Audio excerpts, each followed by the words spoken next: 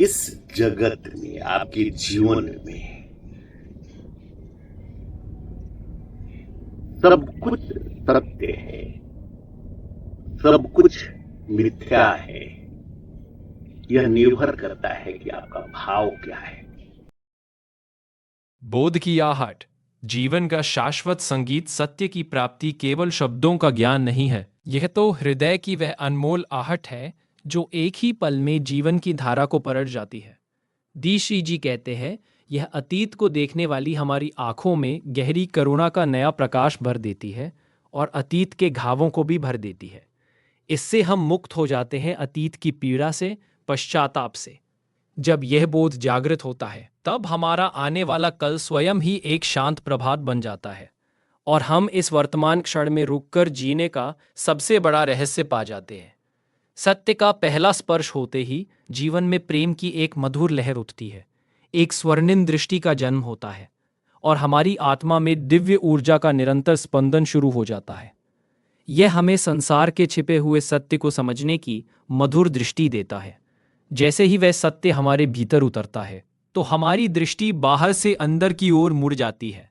हम स्वयं जान जाते हैं कि इस संसार में क्या सच्चाई है और क्या छलावा। इस परम बोध के साथ ही जीवन का सारा कोलाहल शांत हो जाता है।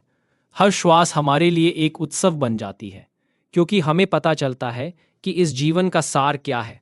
यह गहरा सत्योपभोग है जो मनुष्य के जीवन की सबसे पवित्र और अद्भुत संपदा है। सत्य और माया के इस विशाल रंगमंच पर दीशी जी का मंथन एक दिव्य प्रकाश है। आइए उनके अमृत वचनों की छाम में खड़े हों और जीवन को देखने की उस परम दृष्टि को अपनाएं। सुनते हैं उस पावन मंथन को जिसे दीशी जी ने अपनी अमृत वाणी से स्वरबद्ध किया है। उन्होंने पूछा कि सत्य क्या है और मिथ्या क्या है।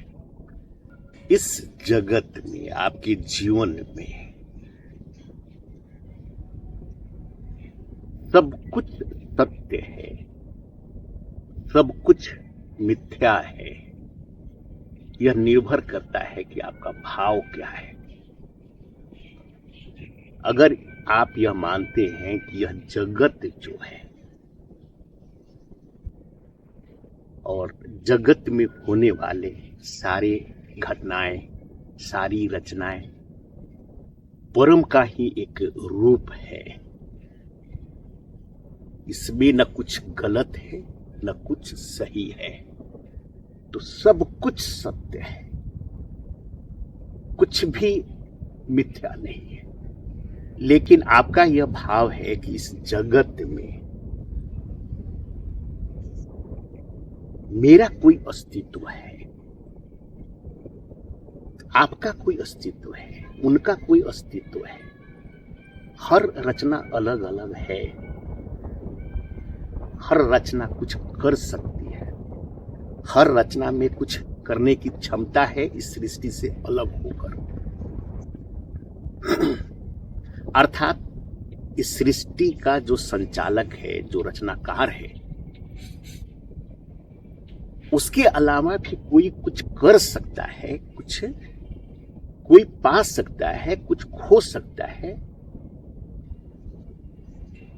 तब आपके लिए सब कुछ मिथ्या है, सब कुछ मिथ्या है। तो सत्य और असत्य कुछ नहीं है, आपके भाव का एक प्रकट रूप है। अर्थात यहां सब कुछ सत्य है, सब परम है और सब में परम आनंद है, परम आनंद है, परम आनंद है। फिर उन्होंने पूछा कि जिसको सत्य की प्राप्ति हो गई,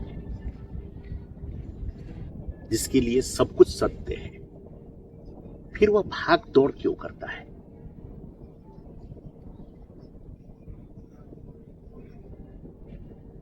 मैंने कहा कि भाग दौड़ तो इस प्रकृति की एक व्यवस्था है। मैं बार बार कहता हूं कि इस जगत में जो भी क्रिया हो रही है आपके द्वारा या किसी और के द्वारा वह प्रकृति एक सामूहिक रूप से करती है, जिसे हम परमात्मा कहते हैं। परमात्मा के आदेश भी होता है, एक पत्ता भी उसके बिना नहीं हिल सकता है।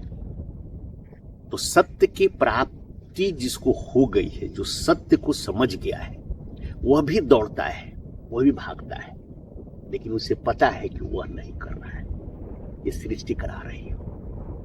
जिसको सत्य की खबर नहीं है, वो भी दौड़ता है, वो भी भागता है, लेकिन लगता है कि वह दौड़ रहा है, वह भाग रहा है। इसलिए भागना दौड़ना इस संसार की एक भौतिक अवस्था है, और सत्य को समझना, असत्य को मानना, यह आपकी आध्यात्मिक अवस्था है। दो लोग दौड़ते हुए नजर आ रहे हैं, एक आनंद में आएंगे क्योंकि उसको पता है कि मैं नहीं दौड़ रहा हूं, इस सृष्टि के एक कुशल संचालन के लिए मुझे दौड़ाया जा रहा है। दूसरा यह समझता है कि मैं दौड़ रहा हूं।